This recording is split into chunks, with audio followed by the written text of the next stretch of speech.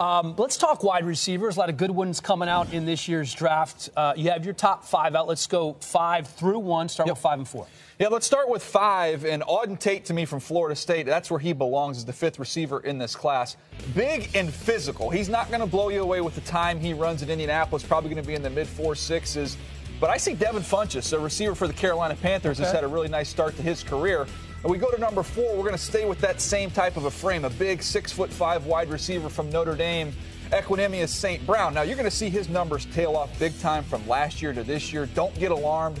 The quarterback play was not great at Notre Dame. He is big. He's got a great catch radius. And for such a big guy, you see him get in and out of the break point very, very easily. He's a very, very talented big receiver. That's the first thing that stuck out to me. Just 33 catches last year. Had his best season in 2016 with Deshaun Kaiser. Don't worry about it. No problem? He's going to be fine. Equanimous, by the way. You know I go EQ. I said it once, and then from now on, he'll be EQ St. Brown. I'm going with that. So his dad's name is John Brown. Yep. He was a 2-time Mr. Universe. He had a friend who wrote a book, and he liked the word equanimity. And then he had a character in the book named Equanimous. He said, that's it. And then he added the Saint just for the heck of it because he thought it would look good on the back of a jersey. So I think that's pretty cool. And a couple of brothers who are pretty good receivers as well, right? He's got a brother at Stanford, and he's got a younger brother that's going to USC, one of the best high school players in the country. Pretty awesome from right here in L.A. All right, 3 and 2. Go. Yeah, 3 and 2. We talked about the big guys. Now let's go to more compact guys. DJ Moore from Maryland. He comes in at number 3 for me.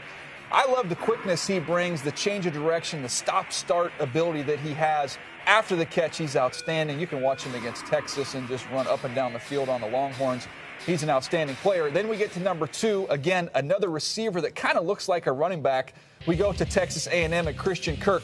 I know exactly what I'm buying with Christian Kirk. You're going to plug him in the slot day one, much like we saw Cooper Kupp have success last year immediately. I think Christian Kirk is that guy in this draft. He can also help you in the return game if you want him to do that as well. Yeah, 6 punt return touchdowns for Christian Kirk. And you talk about DJ Moore out of Maryland. I talked to one of the coaches on their staff, said, I have never been around a better kid in my coaching career. So yeah, that's something you hear when you talk to folks around the league as well. All right, your number 1 receiver in the draft is? Yeah, to me it's Calvin Ridley. We've talked about guys with size. We've talked about guys with speed. I think he combines the two.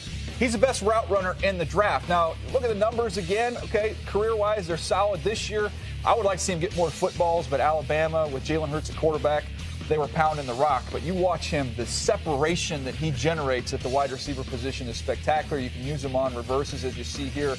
He's going to go to the combine. He's going to run really fast. He'll put on a show, and I think he'll establish himself firmly as the best wide receiver in this draft. Saw a story about Ridley that I thought was fantastic. The defense with all those studs on the defensive side of the ball when they would have their spring game or inter-squad scrimmages and the defense was just dominating, they would talk trash to Lane Kiffin when he was there as the offensive coordinator. And, you know, Lane doesn't really like that. So the number 1 thing he would do was call a go route for Ridley and usually would get the defense off his back. I'll tell you what's impressive to me, not just these wide receivers, my man is doing homework on I'm all studying. these guys. I got to keep up with DJ. The draft is still a while away, but as we just told you before the segment, the combine is nearing. So I'm studying everything I can.